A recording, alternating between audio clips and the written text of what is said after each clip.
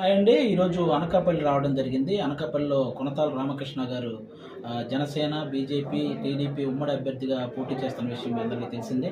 కాబట్టి అందరినీ గాజు గ్లాస్ గుర్తు మీద ఓటేయమని అడగడానికి మేము ఇక్కడ ఈరోజు కసింకోట మండలం రావడం జరిగింది. ఇక్కడ ఉన్న ఏరియాలన్నీ తిరుగుతున్నాం. ఆల్మోస్ట్ అందరూ కూడా చాలా ఉత్సాహంగా జనసేన కార్యకర్తలు కానీ, టీడీపీ కార్యకర్తలు కానీ, బీజేపీ కార్యకర్తలు కానీ అందరూ నాతో పాటు ఉత్సాహంగా పాల్గొని ప్రతి ఒక్కరూ ఆల్మోస్ట్ అందరూ గాజు గ్లాస్కే గుర్తని అంటున్నారు. ఎందుకంటే అందరూ మార్పు రావాలని కోరుకుంటున్నారు. అంతకుముందు కొనతాల రామకృష్ణ గారు ఉన్నప్పుడు ఎటువంటి అభివృద్ధి అయితే జరిగిందో ఆ అభివృద్ధి అక్కడే ఆగిపోయింది. ఇంకా అక్కడి నుంచి మిగతా వాళ్ళు వచ్చినా కూడా ఎవరు ఏం చేయలేదు. కాబట్టి మళ్ళీ కొనతాల రామకృష్ణ గారు వస్తేనే ఇక్కడ ఉన్న అనకాపల్లిలో ఉన్న అన్ని సమస్యలు తీరుతాయి. అన్ని ప్రాబ్లమ్స్ సాల్వ్ చేయగల అనుభవం ఉన్న నాయకుడు కొనతాల గారు.